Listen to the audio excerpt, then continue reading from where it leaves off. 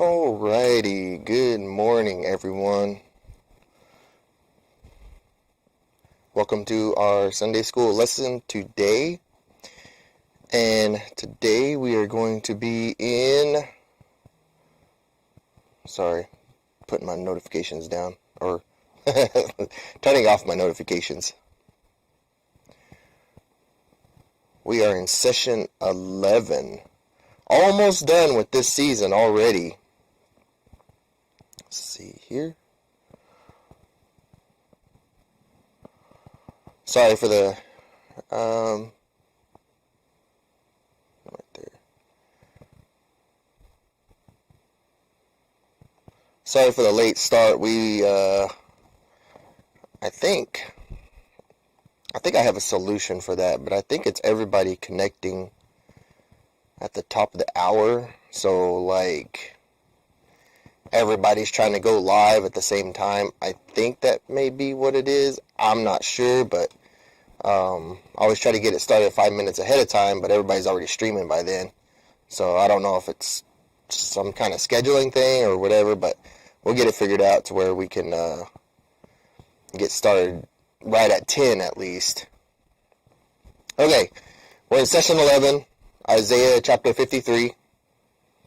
We're going to read through verses 1 through 12. But the title of today's lesson is God Justifies. And before we really jump into that, let's think about the current sport that everybody is in. It's kind of funny because with pandemic and everything, the transition into these sports is kind of already happening, even though we just got done with one sport. And talk about basketball, right? It was a few weeks ago. It was a few weeks ago that we finished up that season, but then now we're already starting into that season because, again, pandemic, it delayed it that long. And then football kind of had a late start, and I'm pretty sure they're probably going to have to, not have their usual things go on, not only because they're not making enough revenue, but because it's just that time of pandemic. Things are starting to ramp up. Things are starting to get worse in a lot of these things.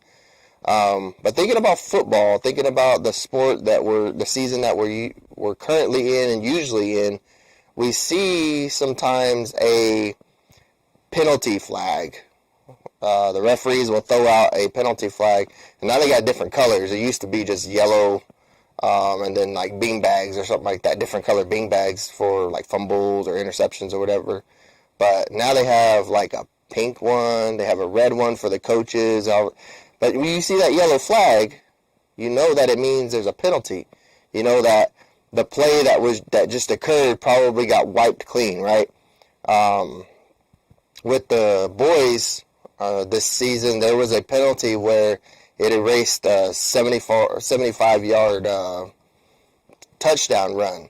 It just wiped it because, there was a penalty. The referee called a foul, saying that there was an illegal move, right? When a player breaks the rules, a referee throws a penalty flag on the turf. Holding, pass interference, and unsportsmanlike conduct are a few examples of penalty-causing infractions. A penalty usually means a loss or gain of yardage in one direction or the other. And that's kind of the point, right? By paying the penalty of sin through his sacrifice, the Lord's servant atoned for the sin of all humanity for all time. You see, there was penalty flags. There's probably penalty flags that you can think of here recently being thrown at you left and right because the things that you were doing or the things that was going on around you weren't the best for you, right? And so you see where God is intervening and the flag is thrown, and you have to either move back or maybe sometimes the stuff was against you and you get to move forward, right? In the first few verses here, we're going to see that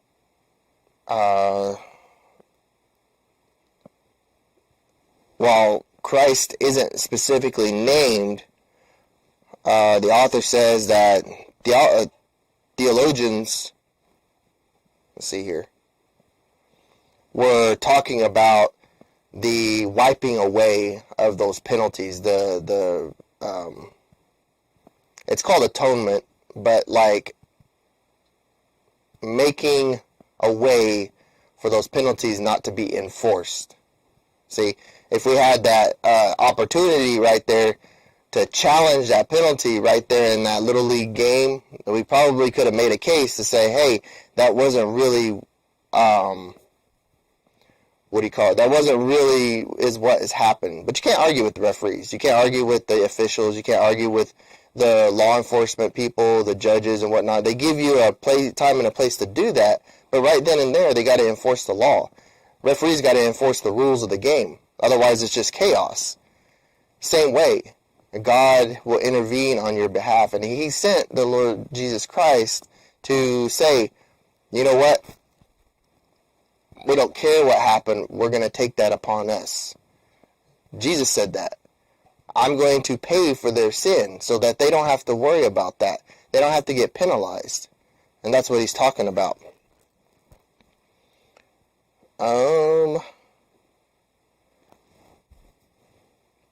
What was the ultimate cause of the atonement? It's a result of God's love and justice. Although the appropriate penalty for sin is death, God designed a plan to reconcile our relationship with Him through the substitutionary sacrifice of Jesus' death on the cross. Christ bore our sin, God's judgment, and willingly sacrificed His life. He paid our penalty. As a result, the lives of those who choose to accept Him are eternally altered. And so let's go ahead and get to our Bible here.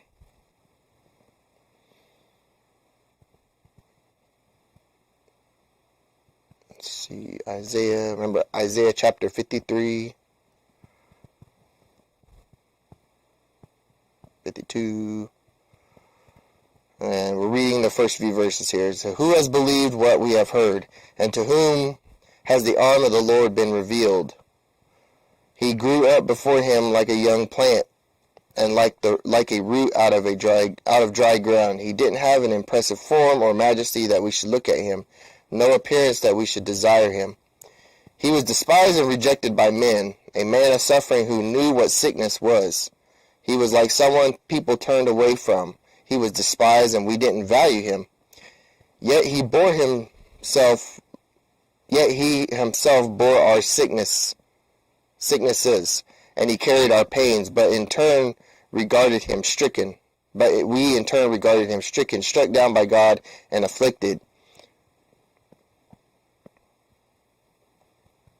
So again, what a lot of the study, what the author is saying here in this part, we're referencing Christ's life, and we're referencing a prophecy beforehand. Because Isaiah was written in the old times, the New Testament was after or during when Christ was here, right? And so what a lot of people see these verses is that time coming. And again, the point is that God has given us a promise. He's told us about another time ahead of us that we should look forward to, His return. There's a good question here that it says, how does knowing the servant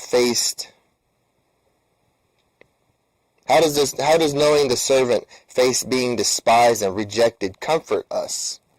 And it might give us a little bit of uneasiness really looking at this. Again, it says, verse 3, it says, He was despised and rejected by men, a man of suffering who knew what sickness was.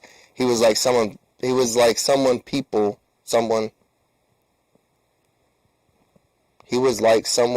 turned away from. He was despised and we didn't value Him. How can we take comfort in that?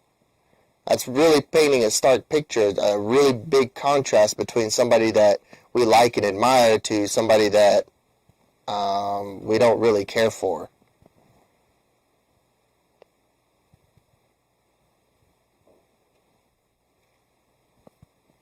But we can put ourselves in that place maybe. Sometimes. We can maybe think about how we are rejected sometimes. We are faced with certain deals that go on that don't favor us, right? God knows. Jesus knows. He can relate to us. He's the only one that can relate to us, because again, if there was anybody else that faced as much persecution as Lord Jesus Christ, it was him. As any of us, what we go through every day is nothing compared to what he took on himself as a servant to us, as somebody who wanted better for us. He took that on so that we didn't have to pay that penalty. So the infraction laid before us was taken away from us and said, nope, go ahead, keep playing the game. Moving on through verses 4. Yeah, let's continue reading. We'll pick back up in 5. It says, but he was pierced because of our rebellion, crushed because of our iniquities. Punishment for our peace was on him, and we are healed by his wounds. We all went astray like sheep. We have all turned to our own way, and the Lord has punished him for the iniquity of us all. For what reasons or purpose did the servant suffer? The servant bore the punishment for sin that all people deserve. Humanity gains peace as well as spiritual restoration and reconciliation with God through the servant's suffering. You see, this had to come to pass for us to experience what we have now and even in the future. And for all the ones that had been put to rest, been put through the ringer, so to speak, in the time that this was going on, or the time that this was being said, right? Jesus paid for those as well. And the amount of suffering had to be like that. It had to come to that so that it could be completed, just as God had laid it out. Like wandering sheep, all people have strayed and sinned against God, and that comes from Romans 3:23, a very strong verse when it comes to people talking about what we have done and what we are all guilty of, right? Atonement for sin is only available through the substitutionary sacrifice of Christ's death on the cross. The only way that we get to where we're going is through the cross, through the blood. Okay, reading on. We're going to read the rest of this real quick. He was oppressed and afflicted, yet he did not open his mouth. Now, take that and mull it over in your mind. He was given all this stuff, but the only time, and he didn't even question. It wasn't even a complaint. But the only time that he had talked back, the only time that he responded in a way that was not godlike or Christ-like, was when he was praying. And it wasn't a prayer of rebellion or anything like that. It was a prayer for an escape, which we all go to God for an escape. We should, anyways. We should all turn to him when we need something done for us that we don't necessarily feel like we're capable of, right? We go to him. That's what Jesus was doing in the garden. He was praying to God that there be another way, but not for his sake, you see, but for God's will. And there wasn't. He prayed. He got comforted. There was a messenger sent to him that said, we're going to restore. We're going to give you a little bit of strength, and you got to do this. You got to carry on. And that is where this little verse, it's not even the whole verse, it's just this little part. It says, he was oppressed and afflicted, yet he did not open his mouth. He didn't say anything. He didn't act out any kind of way. He knew it was upon him, and he took it and he completed it. Get off there. Okay. Like a lamb led to the slaughter, and like a sheep silent before his shearers, he did not open his mouth. He was taken away because of oppression and judgment. And who considered his fate? For he was cut off from the land of the living. He was struck because of my people's rebellion. He was assigned a grave with the wicked, but he was with a rich man at his death, because he had done no violence and had not spoken deceitfully. He knew what he was up against, yet he didn't talk back. That's the best way I can describe it. He didn't have any hard feelings about it. He knew what was ahead of him. He knew that he needed strength. He knew that he couldn't do it alone. That's why he went to God. That's why he went to his father, asked for help. But he didn't lash out. And we really need to think about that part. Us as people, right now, we got chaos going on, riots, all these things going on because we don't agree with what the current atmosphere says, right? We think that we are entitled to things sometimes. That's not the case. And this is a good example here. Christ went and did what he had to do without rebellion. Verse 10 says that the Lord was pleased to crush him severely. When you make him a guilt offering, he will see his seed. He will prolong his days, and by his hand the Lord's pleasure will be accomplished. After his anguish he will see light and be satisfied. By his knowledge my righteous servant will justify many, and he will carry their iniquities. And verse 12, therefore I will give him the many as a portion, and he will receive the mighty as spoil, because he willingly submitted to death and was counted among the rebels. Yet he bore the sin of many and interceded for the rebels. He bore our sin and was put to death to atone for the penalty that we were flagged for. There was a flag out there. Somebody had to pay for it. When it's a team sport, usually the penalty is assessed against the team, but the real penalty next day at practice or the next week at practice, that will be enforced because they're letting down their team, right? Well, that's not the case here. And that's what the author is trying to tell us about, is that this whole chapter is about a prophecy, about somebody who was sent to die for us ahead of time. But now we can realize that this is true.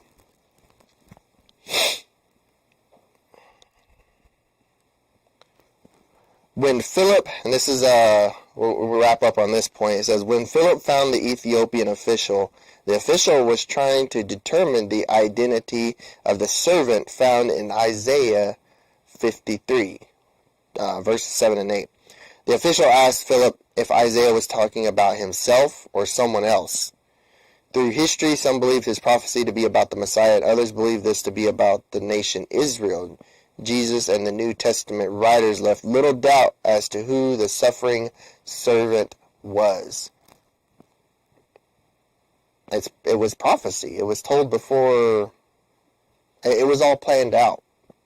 And it was wrote about before Christ came.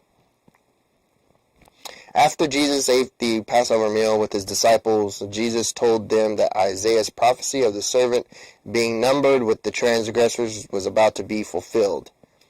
In quoting Isaiah 53:12, what we just read, Jesus specifically identified himself as the one being referenced by Isaiah some 700 years prior to Jesus' first coming.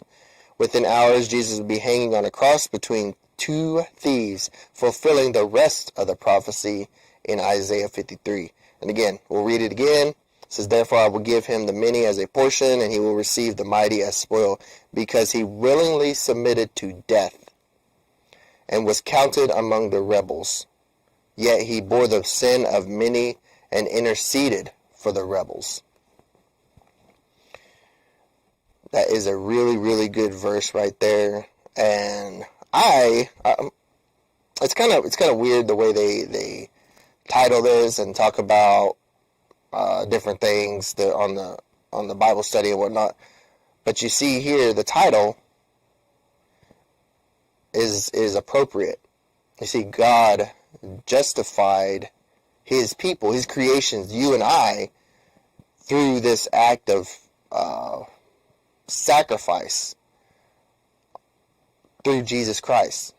See, he justified us through that sacrifice because there had to be a perfect one to be able to pay for all this. Somebody who lived perfectly, and that was Jesus Christ. He was telling about it beforehand in Isaiah chapter 53. See, God's going to justify us. He did. And that's, we can all take good, what do you call it?